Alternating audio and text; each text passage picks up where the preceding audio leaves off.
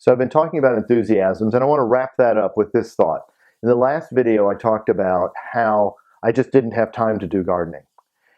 Okay, this is not true. This is not true.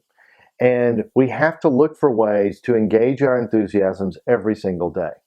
Now, okay, so I've been an entrepreneur a long time.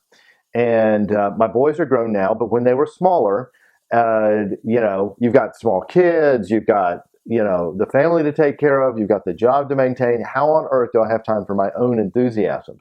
Well, here's something I did, was I started moving toward my two sons into what they were interested in. And here's what's fascinating. They had different interests. I mean, some were the same, but one on a high level, one of them really enjoyed backpacking. Another one really wanted to learn about hunting.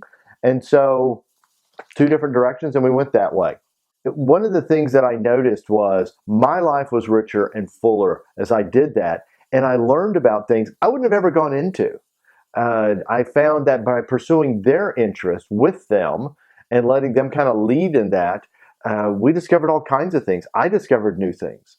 And then they would reciprocate, and they started coming into some of my interests. They both love travel, one of my passions. And so this is all based from this biography I read about Churchill, and it talks a little bit about his enthusiasm, and I'm going to share that in some of the previous videos. The thing is that he was a man full of life all the way till the day he died. And he loved people. Sure, he's got these sharp moments, and you see that in the movie The Darkest Hour, where, he's impatient and short with people. But you also see the tenderness too.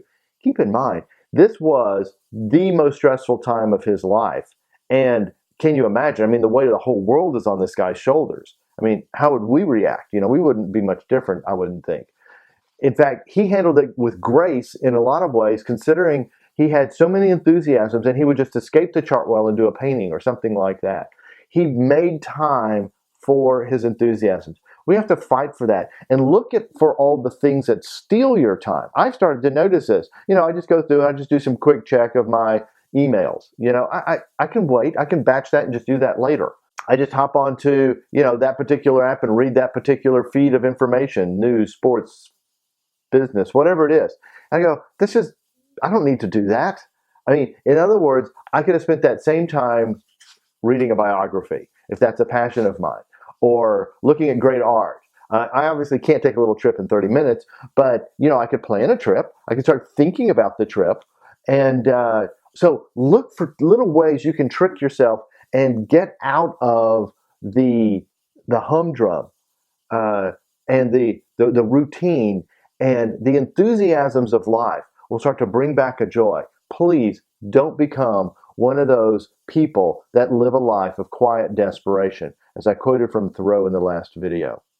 So if you like this conversation and these videos, please subscribe to the channel. You can go to livetrulyfree.com for a lot more good stuff, and may you live truly free.